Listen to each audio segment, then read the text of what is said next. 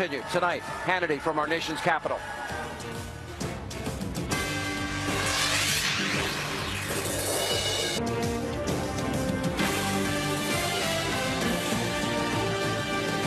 All right, welcome back to Hannity, and we're live from our nation's capital tonight at the Freedom Ball. By the way, we are awaiting any minute now an appearance from President Donald Trump and the First Lady, Melania Trump, and his family to salute our armed services at the Armed Services Ball. We're going to take you live there. Now, before I introduce our next guest, you guys want to say hello?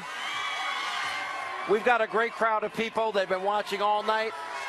I can't hear you. Did you have a good time at the ball tonight? All right, so we have a great crowd here.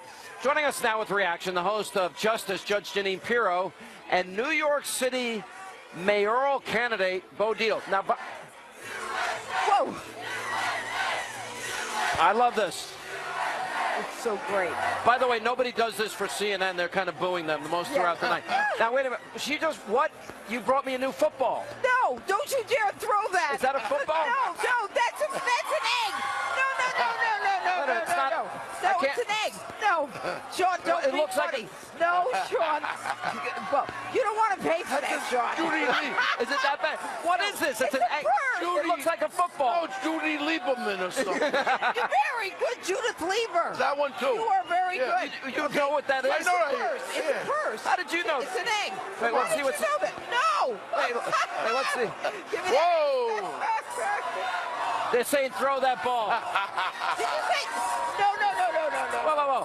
How much is this? I don't know. It's free. No, 2,000. You got it for free? No, I didn't. No. All right, let me ask. No. It's her pocketbook. All right, hang on. All right, now, here's what I want to ask you both. What? Yeah. Both of you went all in for Donald Trump. All in. I was all in, too. Yep. And I am happy because I believe we have, if he follows through on his agenda, and I have every belief he will, 4 years from now, we are going to be infinitely better off. More jobs, stronger country, VA fixed, border secure, vetting refugees, better people on the Supreme Court, energy independent, hopefully. I think you know what it's all about is people have to let it go. Give him his shot. Give him his chance. Look at a lot of people. Like the people putting cars on fire tonight? No, and that's another thing. I mean, to get here was very hard to get here. All over the city here, they're setting fires, they're throwing rocks. My point is, let's give the guy a chance. If you didn't vote for him or not, whatever the problem is, you got to give him an opportunity. And his speech today was great. I love the idea about bringing people together. We have to bring everyone together. We're all Americans. Come on, Sean. You know what? This is all great. You know, let's bring everyone together. We're all one. All that happy stuff. Okay, here's the bottom line. Here's the bottom line. You break the law under Donald Trump, there are going to be consequences. There's something called law and order. And I ran into Ben Carson, Sean, on the way here as I was coming up here. And, you know, he was talking about how bad it was on the street. And it was bad. I saw it. It was bad. I saw fires. I'll be honest. I'm purposely not talking a lot about it because they don't. No. They don't deserve it. No, and I agree. Look. But I'll tell you what they deserve. They deserve to be prosecuted. They deserve to be convicted. And they deserve to be jailed. I was talking to cops This is not First Amendment. This is criminal anarchy. I was talking to cops out there. I said, guys, you got those great batons back. You got those helmets. I said, now you got to go lock up the troublemakers. You take the troublemakers out, and you'll see all these guys with no balls that they should go away. But you know what the problem is? They'll complain about anything. They don't care about it. Americans right now New York. are proud of their country. Everybody wants your ball. No, they can't. They want yours. Give me that back. Hey, Sean, look what. It's a great night. Sean, we're happy. We're happy. Donald Trump, President Donald Trump. Yes. All I can say is look at Big Bird de Blasio, what he did. 20,000 people shutting streets down, throwing rocks at the cops again. 2 nights ago, he was in New York City with this big demonstration. You don't want to know something? Bo becomes mayor. You want to demonstrate. You demonstrate peacefully. You break the law. You hurt somebody else. You get locked up. I got to interrupt you. You guys stay right there. We got to take a break. We expect that Donald Trump will be at the Armed Services Ball any minute now. When that happens, we will bring that to you live. He'll be there with the First Lady and, of course, Mike Pence, the new Vice President, and his wife, and both their families. That's all coming up. Yet to come, the special 2-hour edition of Hannity from the Freedom Ball in Washington, D.C. continues.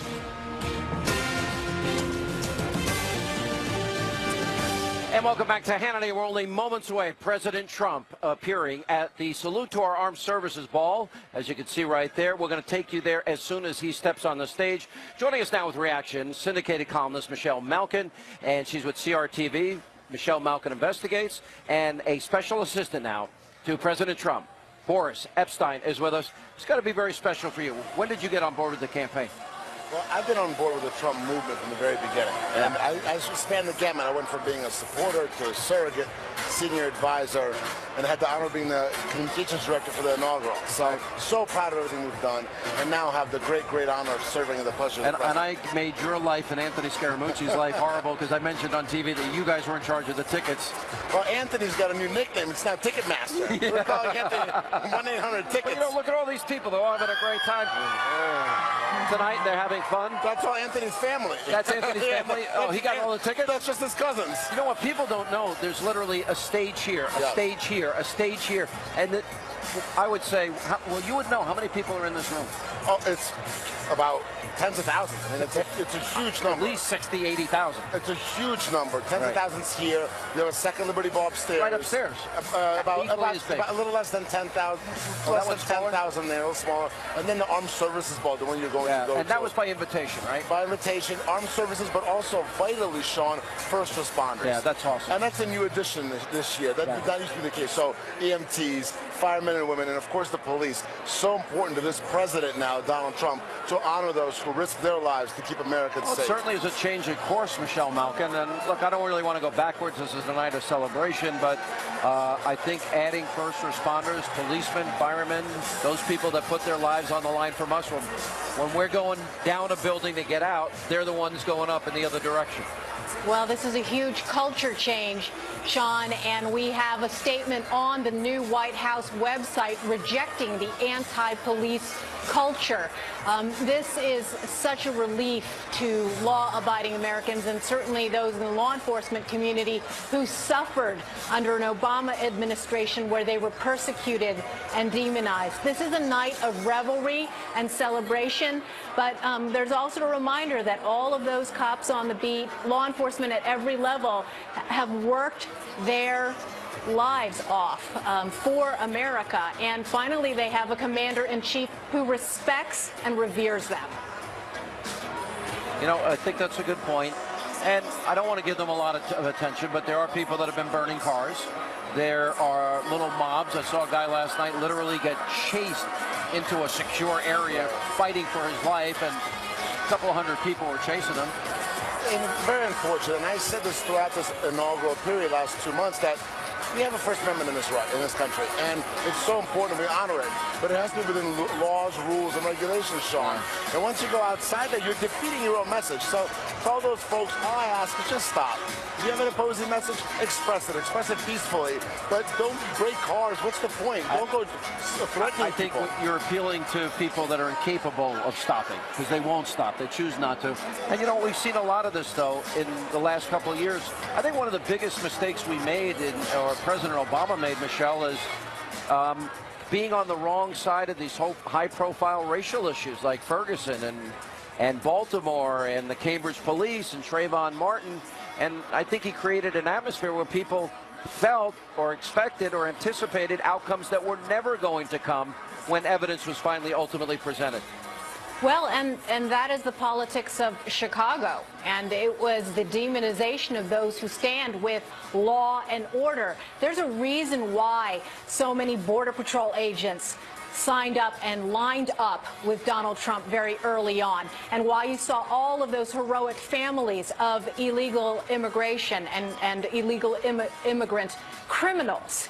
And it was the fact that Donald Trump alone, among the GOP candidates, so many of them open borders shills, who didn't understand what Donald Trump understood. They were, as you so often put it, Sean, the forgotten men and women. You know, let's get back to that. Donald Trump, I thought when he was here at this Freedom Ball and he said, I will fight for you every single solitary day. And I like the fact that he went back to, we'll not only make America great again, but greater than ever. And these are the things that I'm going to do. I've gotten to know him a lot over the last number of years. I did a lot of interviews with him, a lot of town halls with him. And since the election, his message hasn't shifted. No. It's not changed. He seems very focused on an agenda, on a goal. And maybe that's something when he was talking about the establishment in D.C. today in his inaugural address, maybe he's saying we got to change how we do business here. You know, Sean, there's one word that describes why the Trump movement is now in Washington, D.C. That's authenticity. Authenticity, right? Donald Trump is an authentic man. He's someone who believes what he says and says what he believes. And that's why he's the president. That's why Governor Pence is now the vice president. Right. And that's so amazing for someone like me. We're immigrants to this country, my family. We came here as Jewish refugees. And I'm so proud of everything that this country has done for us, but also what we've done for this country. So, and that's the give and take that's so vital to the American culture, to the American fabric. And Donald Trump understands that like no other. So I will tell you, sitting there today, seeing him become sworn in as President of the United States of America was a truly special moment. It is an amazing thing how much power, they call it the bully pulpit of the presidency, how much power that president can have. And I would argue that within 90 to 100 days, 90% of Barack Obama's agenda through executive orders, his signature legislation, Obamacare, it'll be like he was never there, but for the debt and for judges. But we got a break. Okay. Thank you, Boris. Thank you, Michelle. Now, we are awaiting the president, Donald Trump, at the salute to the Armed Services Ball. We have another hour of Hannity coming up straight ahead, and we hope you will stay with us as we continue. And welcome back to Hannity, and we are just moments away. President Trump appearing at the salute to our Armed Services Ball. We're going to take you there live when that happens, and we welcome back Ainsley Earhardt, the co-host of Fox and Friends, Geraldo Rivera. You guys are having fun. I saw you guys out there dancing and hanging out with people. Ainsley has amazing energy. Everybody wants to take a picture with her. She is so gracious. Oh, I thought they were calling your name. Oh, that's maybe it's this horrible earpiece they stuck in my ear. I was looking for a beer, but I couldn't find it.